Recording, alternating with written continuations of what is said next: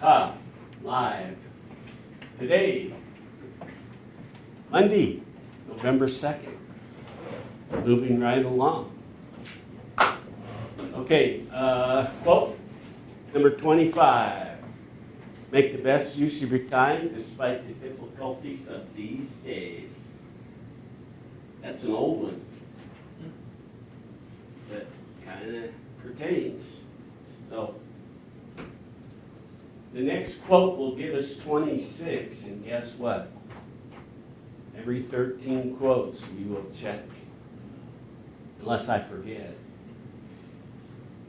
All right, today in World Thought, we're going to start looking at John Calvin and his Institutes of Christian Religion, and kind of break down some of the misunderstandings and reinforce some other understandings.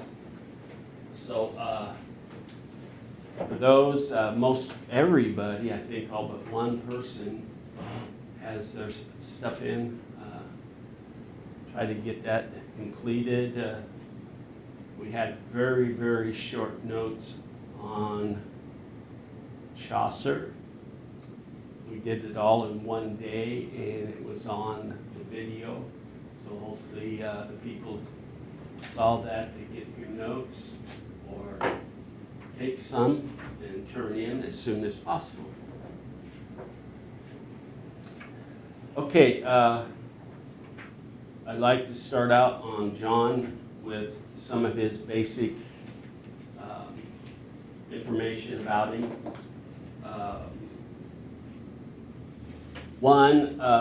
He was a Frenchman, and he converted himself from Catholicism.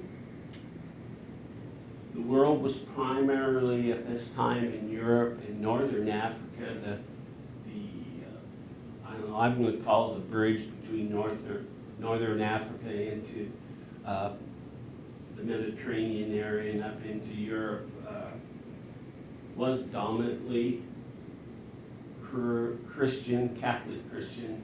And of course, the further you go east towards Asia, China, you're looking at the Muslim faith was dominant. Anyway, he was raised with Catholic principles, but did not attract himself that way. He was also an early protester of many different things, but the Catholic religion was his number one concern in his short life of 55 years. We would consider it short, but that was about normal, 50s, 60s. If you lived into your 70s, you were very lucky. Okay, now, just about everything the Catholic religion gave out to people or people understood, he was against. He was against some of the teachings from the biblical standpoint and from what the Catholic religion. He was a seminal, seminal, S-E-M-I-N-A-L thinker. But usually most you would think as a seminal thinker, you're pretty narrow-minded. That he liked to play both sides. He wasn't afraid to let you know that. He did have his opinions that were, this is it, and I'm not going to accept anything else. But he was open to most options, and I use that word most. He was very well educated, both locally, what they call the classic education, but he also, did a lot of advanced theology and studying of biblical history. He also devised, through his Christian religion institutes, a systematic theology. systematic, as step by step. This leads to this, and this leads to this, and on down the line. But once again, I'd like to emphasize he was very diverse in his thoughts and his action. You may think you had him figured out after, if you were one of his close friends, and all of a sudden he would change or do something different. Okay, the movement that was going on in the world was called, something you probably should have written down, the Genius of Geneva. There's some reference to it in his writings, and what this is the feeling of the world around you at the time. And this particular movement came out of North Africa. There's a lot of scholars that think the cradle of civilization was close to North Africa. There's a lot of debate there. When we get into the other textbook, People of the World of People, you'll see a lot of hints into Northern Africa. But the Genius of Geneva originates from the North African movement and migration patterns into Europe. And this whole movement was still centered around desiring God and His glories. Now, something you, as a student of American history, and you guys are taking that also, some of the shape of the American colonies in the 1600s, as New America was settled, came with Calvinistic ideas. Now, the New Americans weren't what you call staunch, true hard Calvinists, but they had that influence. And there was other influences, the Quaker influence, the Protestant movement and changing. And one of the individual, Martin Luther, was I don't want to say a student, but he took Calvin's ideas and used them, and Martin was a little more easier to read. He had a lot more play in his language. He was able to excite people, where John Calvin was I would call not a great speaker, but he was very wise and he was very pointed in certain directions in the Calvin movement. Okay, some bad things that came. A lot of people that haven't really studied John Calvin or looked at the possibilities of other things. The first staunch Calvinists were, by golly, gee whiz, you better do this or else type of push. There's reference made to, if you don't join with us and follow us, you could be killed, like most new movements, but they use the term burning at the stake. You will burn in hell forever. And a lot of Calvinists believed, they really did, predestination. And you're already predestined to this or predestined to become this. Now, you can take that in a lot of ways. Let's use a classic example. Your mom was a doctor, your dad was a dentist. The odds of you becoming something professional in those lines, maybe even a teacher, which is a professional profession, are high. You would probably have better access to education. You're just kind of predestined to do that. And of course, those are the people that are not like that. But that pattern of being predestined. Now, in the Calvinist movement, religious movement, the staunch Calvinists, you were predestined to hell if you didn't follow certain rules and regulations, we're going to call it. And you could be in deep, dark trouble.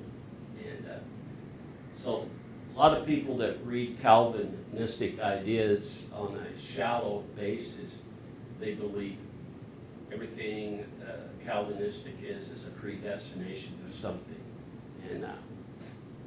And John Calvin did not believe that wholeheartedly. He had a little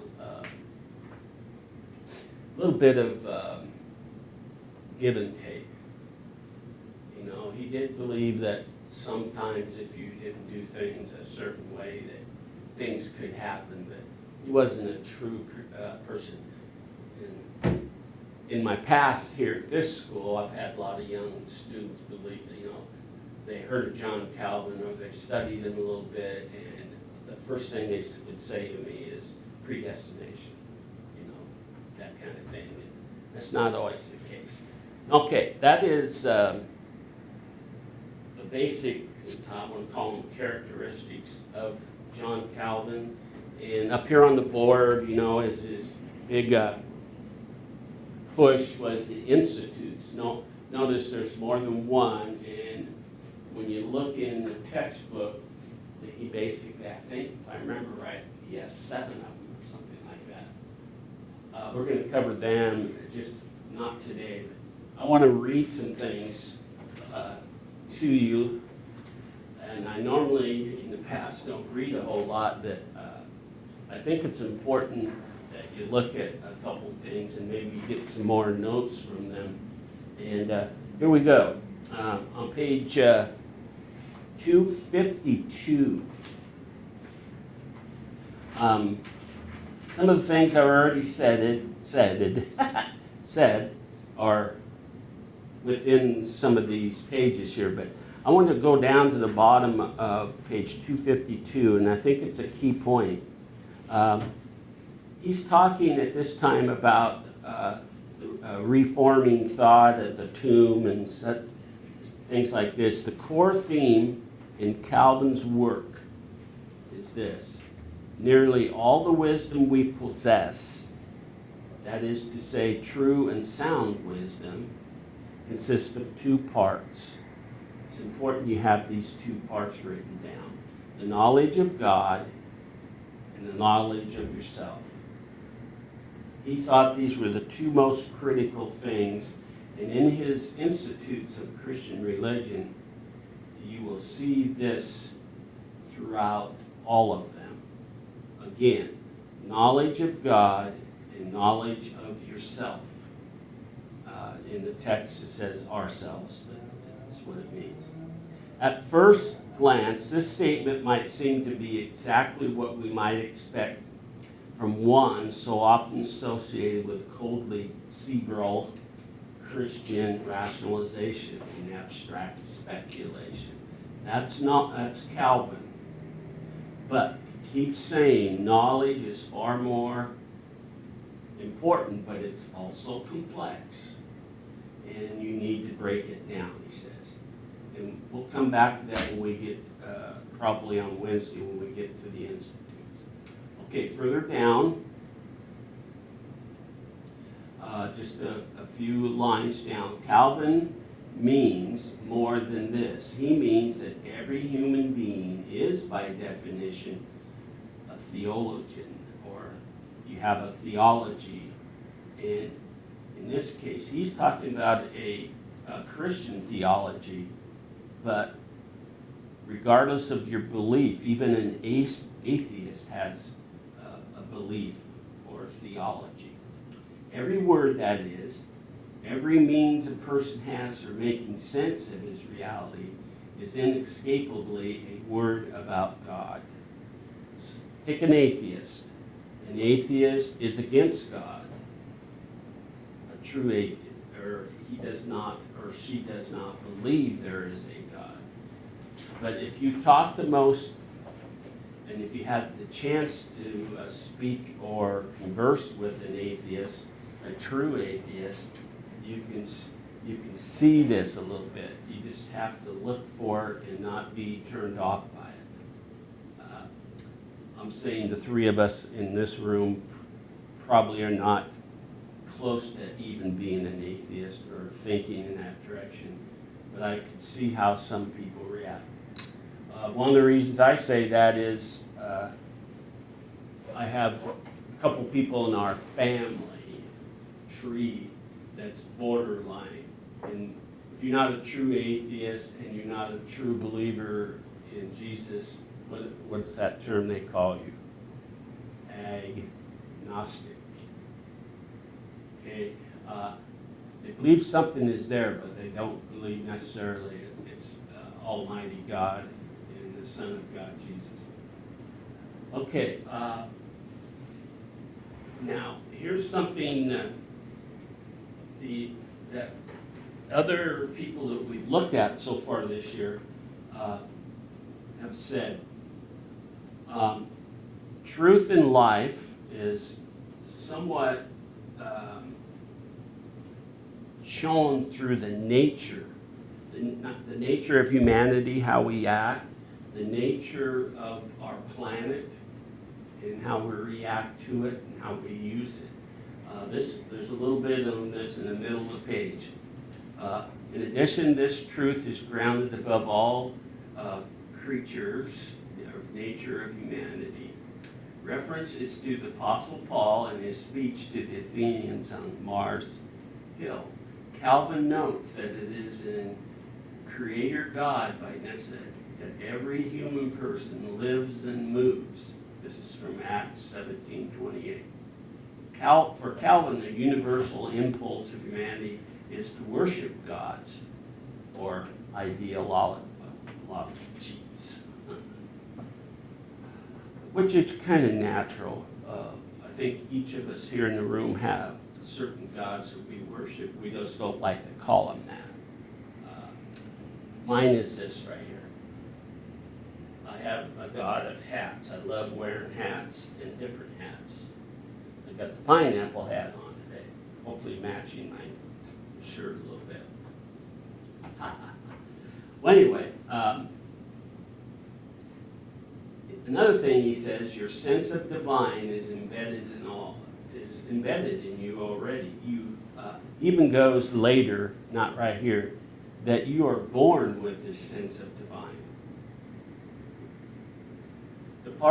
As part of God's image in himself, this awareness is activated by the icons of big G now, God's glory present in created cosmos all around us. If we do not acknowledge this primal reality, we simply cannot apprehend ourselves as what we really are. You cannot understand what the universe is about and what you are about in the universe. So you have to understand and you have to come to the reality of the divine in you. And not everybody before John Calvin really said it that way. There were hints to it. Okay, and down at the bottom it says, because of this, in that same, if you finish that same paragraph, you can see some other things that he talks about Jewish and how and why Jesus was, it's just a natural thing. This is where John Calvin's view of sin emerges.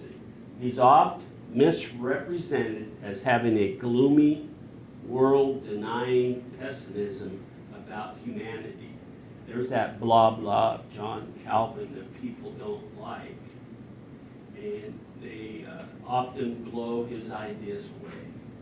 But without John Calvin and then Martin Luther adapting some of the interesting principles, we wouldn't have had another branch, Lutheranism, Martin Luther. Some of his followers throughout the centuries have yielded to this. Calvin's view of sin isn't censorious or cranky. Instead, this doctrine explains why worship is so difficult for humanity. It is not in Calvin's view that we sin. Here's a good quote. Calvin's view that we sin because we believe the wrong things. It is rather that we believe the wrong things because we sin. And that's one of the quotes I'm going to have on the board later. But go ahead and put it down in your notes. I'll give you a little bit of time to write it down. You guys have your textbook open. It's on the close to the bottom of page 253. I'll read it a couple more times. Calvin's view that we sin is this: because we believe the wrong things, we sin because we believe the wrong things. It is rather that we believe the wrong things because we sin. One more time. We sin because we believe the wrong things. It is rather that we believe the wrong things, thus we sin.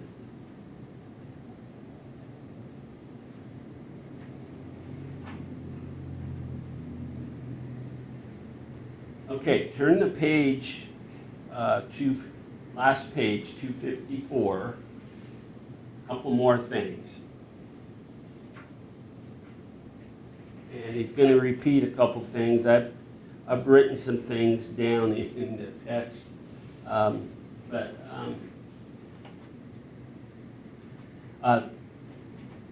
sometimes it says right at the top, because of that statement, the delusion and remaining free from our Creator, we convince ourselves of what deep in our conscience we cannot deny: the reality of God, His moral law, and the coming judgment. He believed that way. Calvinists believe that way. Christians believe that way. What about non-Christian believers, or again, I'll use the word atheists? You can almost in most cases take an atheist or an antagonist. Yes. But anyway, the point is they believe in something. And sometimes one day they'll believe in something and the next day it might be a little different. But they do have a belief and they're not sure. They may have been hurt. They may have been burnt. They may have, let's say, somebody in the family die of cancer, and I thought God or somebody in their family got killed. You can go through a bunch of cases. I thought we had a loving God. I thought, God would not wish this upon anybody. Well, they get hung up in the idea that God created that. Okay. Again, in the middle there, he repeats.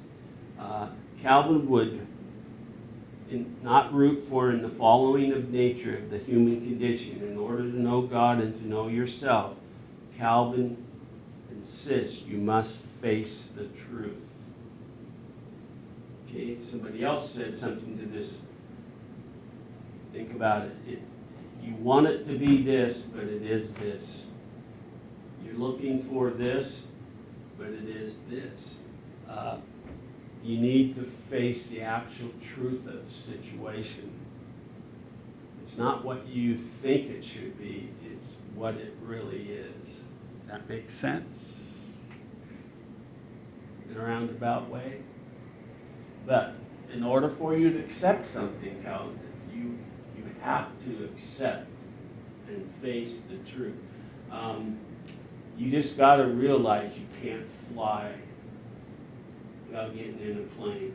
You can't jump off a building and fly without, what do they call those suits, those cliff people jump off of, and they float to the bottom. You can't just do it with, the truth is, parachute. Okay, a couple other more comments and we'll be done. Calvin's view of revelation. revelation, and the knowledge of the fundamental question of worship grounds the importance in Protestant Christianity. Okay. First mention of Protestant movement, and you do know he lived during the Renaissance and the Reformation. Okay. The Protestant Christianity of preaching and widespread reading and studying of the Bible in the languages of the people. Okay, he actually translates a lot of his work back into Latin. And I didn't mention that at the beginning, but this tradition is expanded in missionary movements and revivalist awakenings, shaped much of the trajectory of modern Europe and American thought.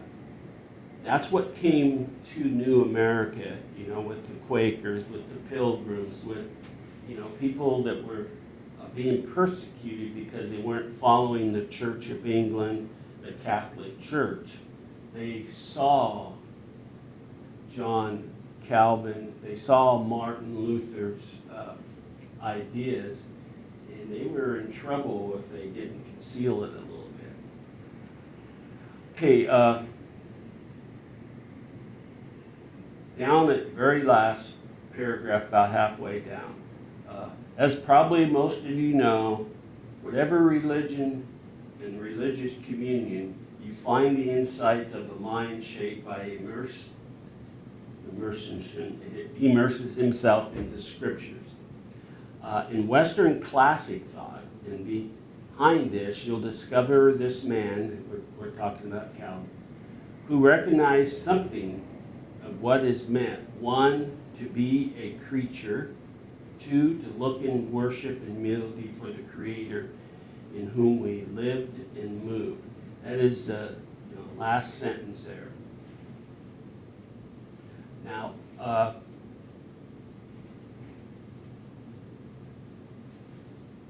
John Calvin also translated some of the Bible in not only in the Latin, but he used the old Hebrew. I think you've heard of this, Aramaic, written in Arabic. The translation that the original Jewish people, Jesus even spoke for the worlds of people to understand better. Okay, now, what we're going to do Wednesday is we'll go back to some of the sections of the Institutes of Christian Religion, and there are several of them, and they start on page 238 if you want to get a head start, and you can take a look. It's written in standard English, so you should be able to understand it a little better, but like for example, the first, and they call them chapters, but the knowledge of God and ourselves mutually connected, the nature of this connection. That's his first step. And what is the sum of true wisdom? Can you have partial wisdom and not have true wisdom? I think you can have partial wisdom, but you can't have true wisdom until you see all the parts. And that's what you guys are doing with your young lives right now. I did that without knowing it, and I also did it with knowing it. And then I had the honor of being pretty much old, and I've been able to look back and compare some of that and make some adjustments. So that's where we will be next. Hopefully the video all came out all right, and we'll sign off. Is my co-student assistant. Bye, y'all. Have a great day. Take good notes.